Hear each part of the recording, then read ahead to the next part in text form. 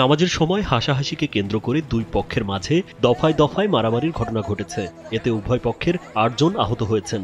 এর মধ্যে ২ জনের অবস্থা গুরুতর হওয়ায় তাদের রংপুর মেডিকেল কলেজ হাসপাতালে ভর্তি করা হয়েছে। শুক্রবার রাত 10:30টার দিকে লালমনিরহাট শহরের ডায়াবেটিক হাসপাতাল এলাকায় এই সংঘর্ষ হয়। এ ঘটনায় পুলিশ অভিযান চালিয়ে ৪ জনকে আটক করেছে।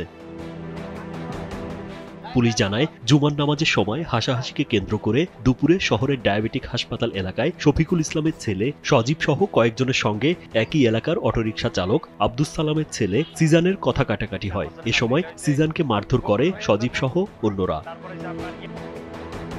এ ঘটনার প্রতিবাদ করতে গেলে মারধরের শিকার হন আব্দুস সালাম। এ সময় একটি মোবাইল ছিনিয়ে নেন শফিকুলরা।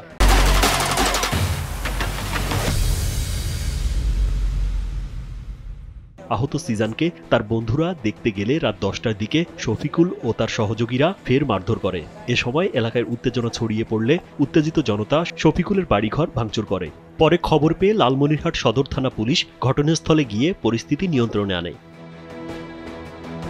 এ বিষয়ে লালমনিরহাট সদর থানার ভারপ্রাপ্ত কর্মকর্তা মোহাম্মদ নুরুন্নবী জানান, হাসাহাসির মতো একটি তুচ্ছ ঘটনাকে কেন্দ্র করে দুই পক্ষের মধ্যে মারামারি হয়। একজন রংপুর মেডিকেল কলেজ হাসপাতালে আইসিইউতে ভর্তি আছেন। নিহতের ঘটনাটি গুজব। পুলিশ পরিস্থিতি নিয়ন্ত্রণ করেছে।